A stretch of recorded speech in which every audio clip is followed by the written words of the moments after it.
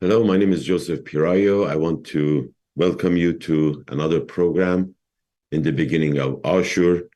In the beginning, Ashur at Assyria TV. As always, in the beginning, want to mention this program is live. If you're watching it live, if you have comments or questions, you can write it and send it on screen. If I can answer it right away, I will. If not, later. And if those of you who are watching it later, as it's uh, what they call not live, then you can leave a message. Hopefully, we can get back on those answers later. Uh, Today's part 4 program is Ashur Empire and the 10 lost tribes of Israel. And we're following the story of this family in the book, just call it Bible, just another book we are reading. We want to see if it's just a story or it's just history. And we've been following this family from this person named Abram. His name was changed to Abraham. And he was given promises by this power, God, creator, whatever you want to call him. And it tells him, like, you follow my steps, you be faithful and trust me. I will bring nations, I will bring kings, prosperity in you and your family, and through your bloodline, the whole world would be blessed. And most, when you go to these denominations or churches, they always believe that this is Jesus Christ, but nobody else talks about these other promises that are being made to this Abraham, and it continues to Isaac, from Isaac to Jacob. And this is where we left last time. Jacob goes to the field. He's running away from his brother because his mom helped him to trick his father, getting the blessings. So he goes to this place and he sleeps, and he sees that dream that there is God above and there is a stairway, angels going up and down. Anyway, he gets up in the morning, says God was here. He puts oil on some rock and calls that place House of God, Beth-El or Bethel. So that's where we finished last time, and I showed a photo of a rock that is right now, I think it's in Scotland, in Edinburgh. And this, supposedly they say that's the rock that Jacob slept on it, and they use that as a coronation stone, but that's another story. So we want to continue from where we stopped. Jacob is on his way. He's running away from his twin brother. His parents tell him to go to his uncle's house, his mom's brother's house. And another thing is that they seem to be not very happy with Esau, the older brother, because he marries outside of the family. And they tell him, go to Rebecca, his mom tells him, go to my brother's house. He has daughters, and get married there, keep it in the family. So he goes up and meets up with the family. It's in Padan Aram, they call that. Today is Syria, I believe. And we're moving from that point on. And we are, if you're following in Bible, this is chapter 29. This is where we're following this, story. But Jacob, that's his name. And the story we're following is the Ashur Empire and the 10 lost tribes of Israel. So this is when we get to the part that when Jacob comes to his uncle's house, his cousin Rachel, there are two sisters, one older, Leah, the younger one is Rachel. He falls in love with her, and his uncle says, okay, you are here, you're running from your brother, you have no money, no nothing. If you want my daughter, you have to work for it. So he says, I worked for 7 years. So 7 years he works for his uncle. And the night of the wedding, according to the story we read, they get him drunk, and he goes to the bed with his bride, gets up in the morning, and it's the older sister.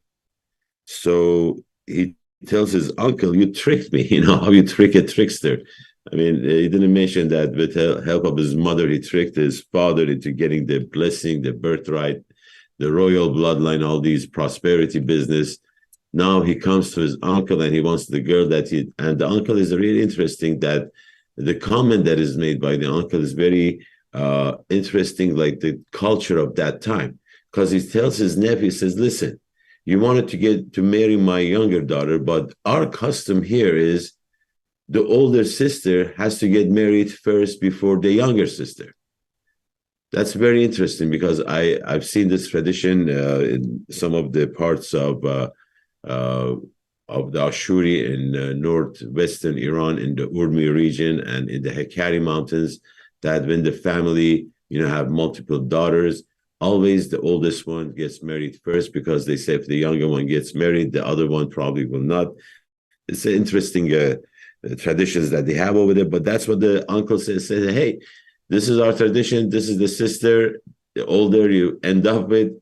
So, but he tells him, if you want her, you work another 7 years. I mean, uncle is a good businessman. He says, you want the other sister? Work 7 years. Of course, he gives him the younger daughter too. So Jacob ends up with two sisters, his cousins, according to the story. And this is where they will start turning towards the tribes. So we see Jacob starting chapter 29. He is with these two sisters, Leah, Rachel. Leah, I mean, she keeps popping boys, like bang, bang, bang, like right away. 4 kids, Reuben, Simeon, Levi, and Judah. Meanwhile, Rachel is barren. I mean, I was thinking about Jacob, like poor guy, he has to be satisfying this wife and satisfying that wife. Then Rachel tells her husband, says, listen, since I'm not having kids with you, I have my maid that can have kids with you. So go and, sleep with her. And he, like any good husband, he listens to his wife, and reminded me of his grandfather, Abraham. Like when Sarah wasn't having kids, and she told Abraham, why don't you go sleep with my maid, Hagar? And he, like any good husband who listens to his wife, and then Ishmael is born and all these other things. So we see Jacob, like his grandpa, listening to his wife, and he sleeps with his wife's maid. They have a couple of kids with that one. I believe the names are like Dan and Naphtali, I believe. We get to those names later. Then Leah, since she had 4 boys, somehow she stops producing and says to her husband, why don't you sleep with my maid? Then he sleeps with it, then have 2 kids with that one. I believe Issachar and Gad, these are the names. I'm trying to, because there's so many names here, you ran out of like, okay, whose kid is who? So let me just, to be on the safe side, we have, as I mentioned, Reuben, Simeon, Levi, Judah, boom, with Leah.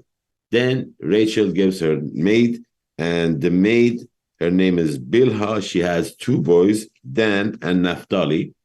Then Leah tells her maid, her husband, to sleep with her maid, and they have 2 boys, Gad and Asher. And later on, Leah, she started having more kids. And she has 2 more boys. She already had 4 boys, Issachar and, we played soccer, Issachar and Zebulun. Then finally she has a daughter, Dinah. So Leah produces 6 boys, 1 girl. One of them, Rachel's maid, produces 2 boys. Leah's maid produces 2 boys. Then finally, we see Rachel giving birth to that beloved son of Jacob. His name is Joseph.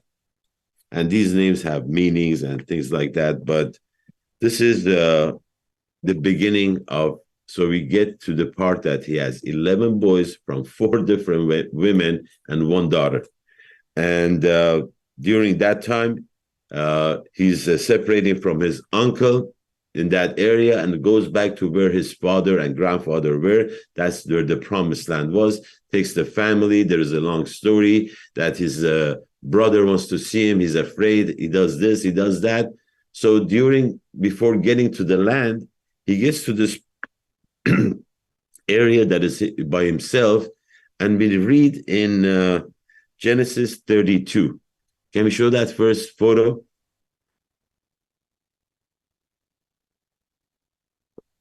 Genesis 32, we read that he's by himself, and this man comes and they started wrestling. Out of nowhere, this guy comes and they start wrestling, and Jacob doesn't want to let him go. He's holding on him. He says, "Let me go." He says, "No, I won't let you go until you bless me," and things like that. Then the man is asking him, says, "What is your name?" He replied, "Jacob." Then the man tells him, "Your name will no longer be Jacob. From now on, you will be called Israel."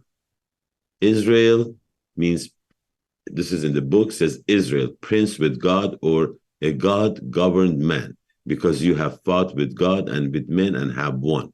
So that's the part that we move from the name Jacob to Israel.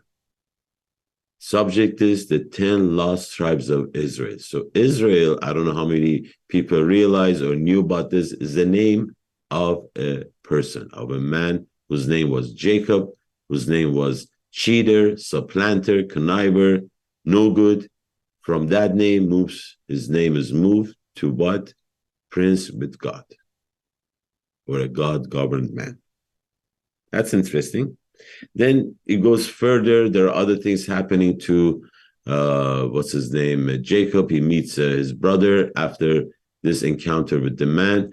They have, Jacob is scared spitless, and he's like, "I don't know if my brother's going to kill me because I have cheated him all these years." I don't know, it's like 20 some years after that incident, because he's married. He's got 4 wives, concubines, whatever you want to call it. I don't know if there were any priests over there blessing him or telling him if you have how many wives or whatever. But back then, I guess it was common, just get a wife, get a woman. And he had like 11 boys and 1 daughter.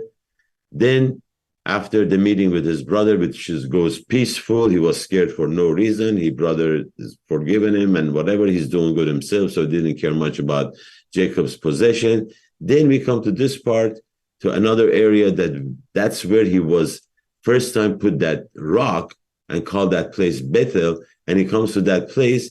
Then we have another confirmation for his name. So let's see the other one, the other photo, 35.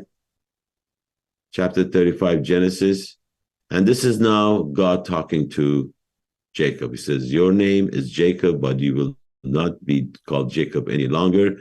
From now on, your name will be Israel." So God renamed him Israel. Then God said, "I am El Shaddai, God Almighty. Be fruitful and multiply. You will become a great nation, even many nations. Kings will be among your descendants, and I will give you the land I once gave to Abraham and Isaac. Yes, I will give it to you and your descendants after you." So the promises continue. Not only the promises continue, the name change now. We get to this guy. His name is Israel. He has 11 boys, 1 girl. But after this name change, later on in chapter 35, he had 6 boys with Leah, 2 boys each with these maids, and he had 1 son with Joseph. Later, we see Rachel is becoming pregnant. And this is, I believe, the third photo, the blue one.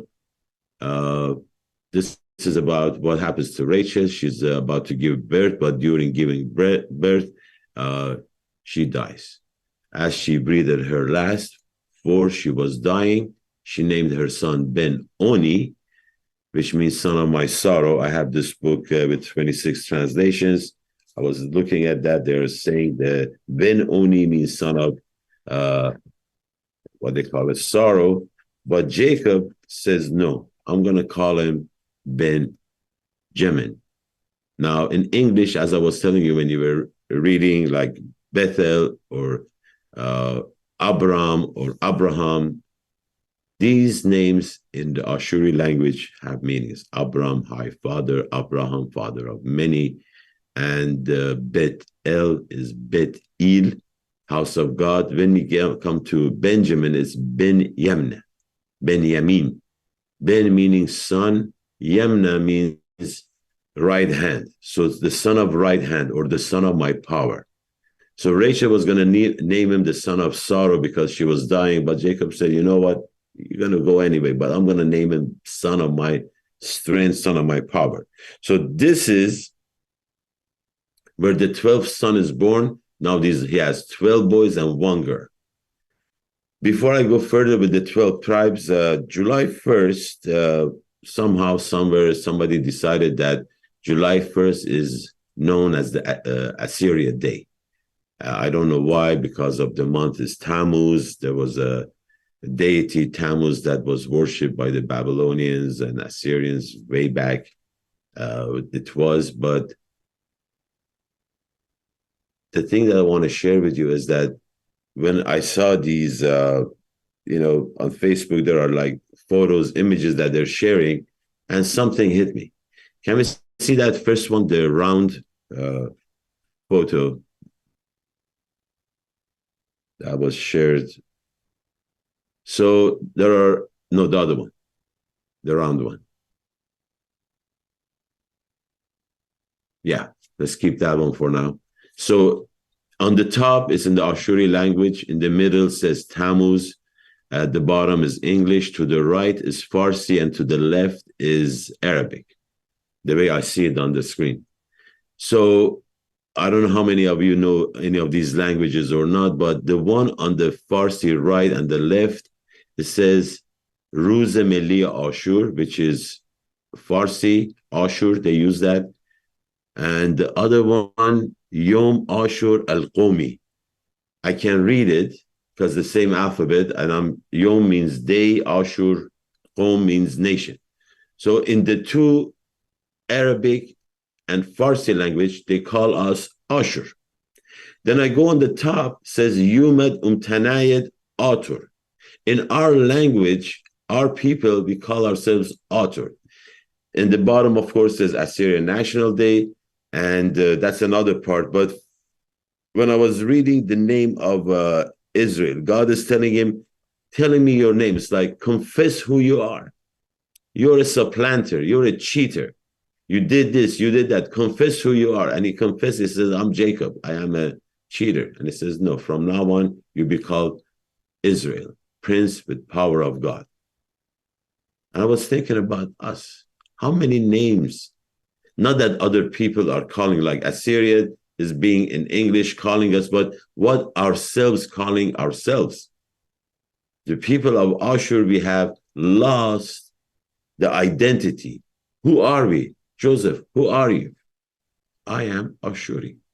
I'm not coming up with a new term or a term that trying to come up, creating more division. And this is where we become united through our identity, specifically to our language.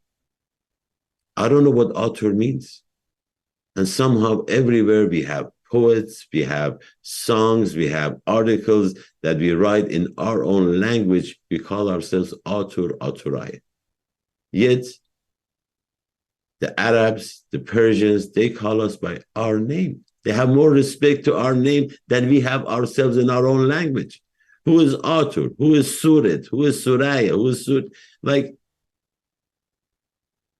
when we go through the process of the 12 tribes and what happens to them, the identity that was changed from a supplanter to prince with the power of God, this is the name that is here today. When the nation became Israel back in 1948, they were taking a vote, what names should they use?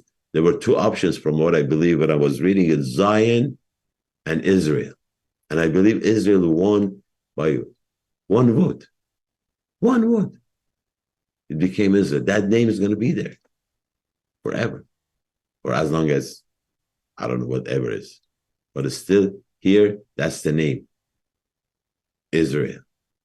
And the name of Ashur is in the Bible mentioned. We are still here. Just wanted to share that part when I was reading it. Can we see the other one, the other photo? And this one at the bottom, if you read the English, Happy Assyria Day, and on top of it says,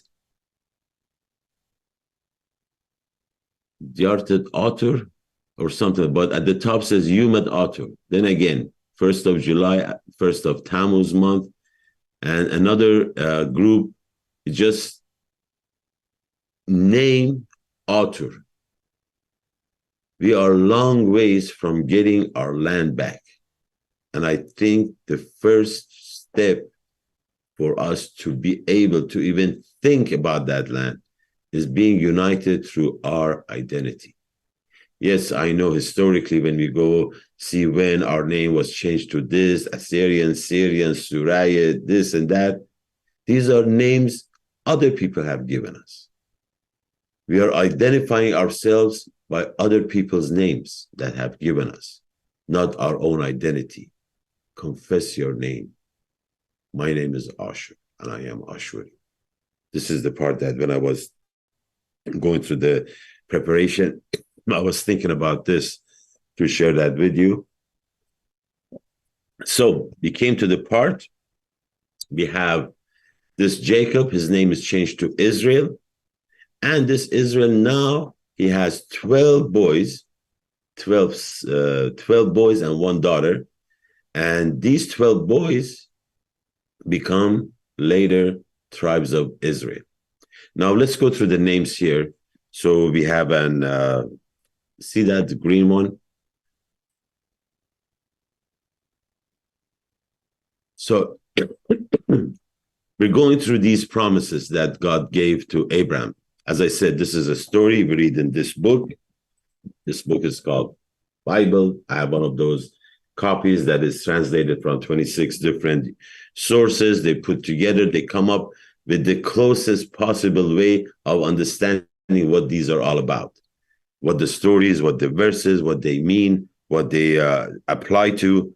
And in the Genesis, it's just very simple. He's telling us there was this guy, God promises him, then his son has another son.